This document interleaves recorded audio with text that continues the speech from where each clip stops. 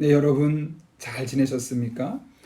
오늘 그리스도를 본받아 성찬에 관련된 부분 제10장 성찬을 거르는 것을 가볍게 생각하지 말라는 부분에 대해서 우리가 함께 살펴보도록 하겠습니다. 첫 번째 부분이 이렇게 되어 있습니다. 너의 정욕과 악을 치료받고자 하고 마귀의 온갖 시험과 속임수에 맞서 이길 수 있을 정도로 더 힘 있게 되고 더 깨어 있고자 한다면 너는 은혜와 자비의 원천, 선과 완전한 순수의 원천으로 자주 돌아가야 한다. 자주 돌아가야 한다. 왜 그래야 할까요? 계속해서 이어지는 말에 원수 마귀에 대한, 즉 사단이 우리에게 성찬에서 은혜 받지 못하도록 어떤 역할을 하는지를 이야기하는데요. 이렇게 되어 있습니다. 원수 마귀는 성찬이 주는 엄청난 유익과 치유력을 알기 때문에 모든 수단과 방법을 동원해서 믿는 자들과 경건한 자들이 성찬에 참여하지 못하도록 방해하고 성찬으로부터 멀어지게 하기 위하여 총력을 기울인다. 이번에 이어져서 실제로 어떤 사람들은 성찬에 참여하기 위하여 미리 자기 자신을 준비하는 동안에 그들을 현혹시키고 유혹하고자 하는 사단의 악한 시험을 보통 때보다 더 심하게 겪게 된다. 그렇죠? 욥기가 이와 같은 예를 우리에게 말해주고 있죠. 그래서 그들의 믿음을 무너뜨림으로써 성찬에 아예 참여하지 못하게 만들거나 마지못해 형식적으로 참여하게 만들고자 한다. 이것이 우리가 성찬에 임하기 전에 사단이 우리에게 다가와서 행하는 나쁜 일들이죠. 이 사실을 우리가 알지 못한다면 우리는 당할 수밖에 없습니다. 어떻게 해야 될까요? 계속해서 2번 중간에 이렇게 말합니다. 이런 경우에는 너를 현혹시키고자 하는 사탄의 온갖 교활한 속임수들이 아무리 야비하고 소름 끼치는 것이라고 할지라도 너는 그러한 속임수들에 내 눈길을 주지 말고 무시해버림으로써 그 속임수들이 속의 목적을 달성하지 못하고 사탄 자신의 머리로 되돌아가게 하여야 한다. 그리고 끝부분에 가면 이렇게 말합니다. 성찬에 빠지는 일이 있어서는 안 된다. 무시하는 게 가장 중요한 우리의 삶의 자세고 그것 때문에 성찬에 우리가 빠져서는 안 된다는 것이죠. 계속해서 3번에선 두 번째 경우를 말하는데요. 이것은 사단의 일이 아니라 우리가 일상생활에서 겪는 성찬에 대해서 자꾸 멀어지게 만드는 일들을 이야기합니다. 3번 살펴보겠습니다. 또한 어떤 때에는 성찬에 참여하기 위해서는 신앙과 경건이 깊어야 하는데 자기는 그렇지 못하다고 지나친 염려, 그리고 성찬에 참여하기 전에 자신의 죄를 고백하여야 한다는 부담감이 성찬에 참여하는 것을 방해하는 요인이 되기도 하기 때문에 지혜자가 권면한 대로 그런 염려와 부담감을 떨쳐버려야 한다. 왜냐하면 그러한 염려나 부담감은 하나님의 은혜를 받는 것을 방해하고 신앙심을 파괴하기 때문이다. 예, 나 신앙 깊어야 되는데 지난 한 주간 열심히 살지 못했는데 난 성찬 받을 자격이 없어 라고 말한다든가 내가 어떤 죄를 회개해야 되지? 뭐 해야 될지 모르겠는데 이런 부담감으로 인해서 우리 성찬식을 기피하거나 떠나가는 일이 있지 않도록 하라는 것이죠. 계속해서 4번에서 이렇게 말합니다.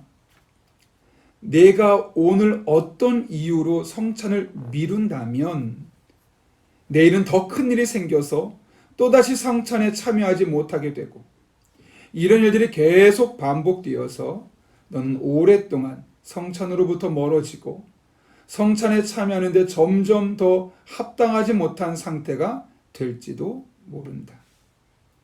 한 번이 두 번, 두 번이 세 번으로 이어지면서 성찬식 자체가 불편해질 수 있다는 거죠. 그럼 어떻게 해야 될까요? 이어서 말합니다. 내가 현재 안고 있는 부담감과 염려와 나태함을 신속하게 떨쳐버려라. 신속하게 미루지 말라는 거죠.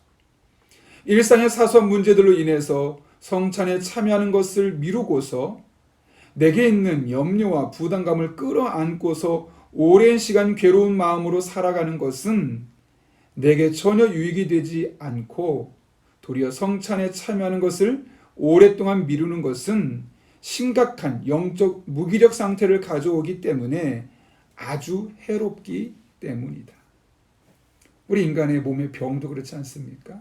그냥 두면 우리 몸을 점점 피폐하게 하는 것처럼 성찬으로부터 멀어지게 만드는 것들 떨쳐버리지 않고 그냥 두면 내 신앙생활에 마이너스의 영향을 줄 수밖에 없다는 것이죠. 그런 의미에서 5번 우리 함께 살펴보려고 합니다.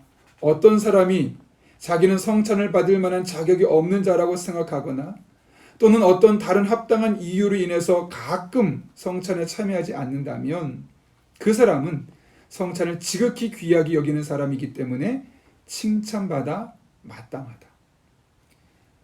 영적인 게으름이나 나태함이 아니라 자신의 모습을 돌아보며 하나님 앞에 연약함을 고백하는 사람을 이야기하는 거죠. 그런 사람은 칭찬받아 마땅합니다.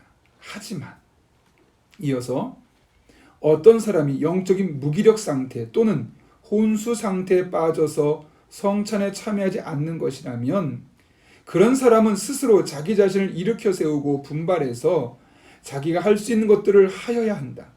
그러면 주께서는 그 사람이 지니고 있는 선한 의도를 좋게 보시고 그의 소원을 들어주실 것이다. 자신의 영적인 상태를 돌아보고 빨리 일어서라는 것이죠. 그러므로 6번 마지막 부분, 6번의 마지막입니다. 경건한 사람은 성찬에 나아와서 그리스도의 성육신과 고난의 신비를 경건하게 묵상함으로써 그리스도에 대한 사랑으로 불타오르게 되고 그럴 때마다 그리스도와의 신비로운 교제를 통하여 보이지 않게 새롭게 세워져 가게 된다. 이게 바로 성찬이 우리에게 주는 유익입니다. 하나님의 사랑이 다시 한번 뜨겁게 타오르고 하나님과 영적인 신비한 교제를 통해 늘 새로운 우리의 영성을 소유할 수 있게 되는 것이죠. 그런 의미에서 우리가 성찬에 참여하는데 이제 어떤 자세로 참여하게 되어야 하는가, 그 현장에서 있어야 될 우리의 모습을 이렇게 말합니다. 성찬을 집례할 때에는 너무 느리거나 빠르게 진행하지 말고 내가 속해 있는 무리 가운데서 오랫동안 행해져 온 선한 관습을 따르라. 너는 대다수의 사람들이 오랫동안 행해온 관습을 지키고 내 자신의 신앙이나 감정을 따르는 것이 아니라 다른 사람들에게 유익이 되는 것을 따름으로써 성찬에 참여한 다른 사람들을 지루하게 하거나 짜증나게 하지 않아야 한다. 그리스도인은 성찬식에서조차 개인 이기주의를 넘어서 이타적으로 함께 은혜 받을 수 있는 방법들을 찾아야 하는 것이고 그것이 교회 안에 계속해서 이어지는 그 성찬 예식에 우리가 적극적으로 따라가는 것이라는 것이죠. 나만 튀게 한다거나 나만 다르게 하는 과정을 통해서 오히려 그 성찬 예식에 내 뒤에 있는 사람들이 은혜를 받지 못한다면 그것은 또 다른 우리의 책임이기도 합니다. 그런 맥락에서 성찬은 지극히 개인적이기도 하지만 한편으로는 공동체적임을 우리가 알 수 있죠.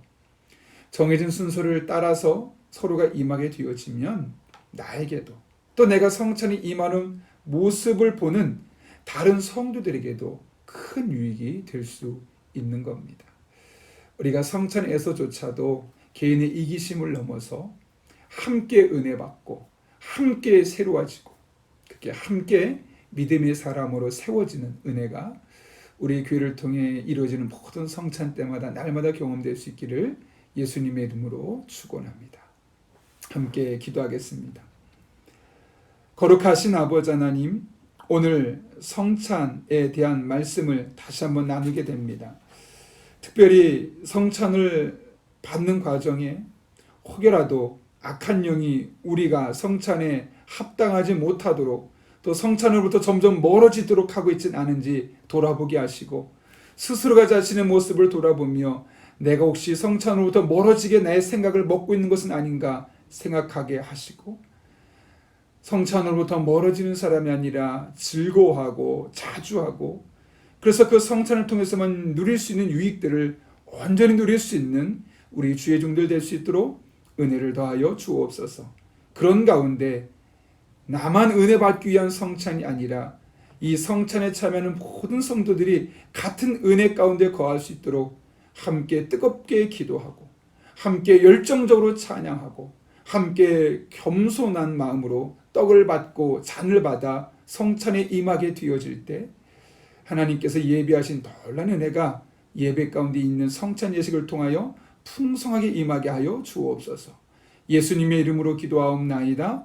아멘.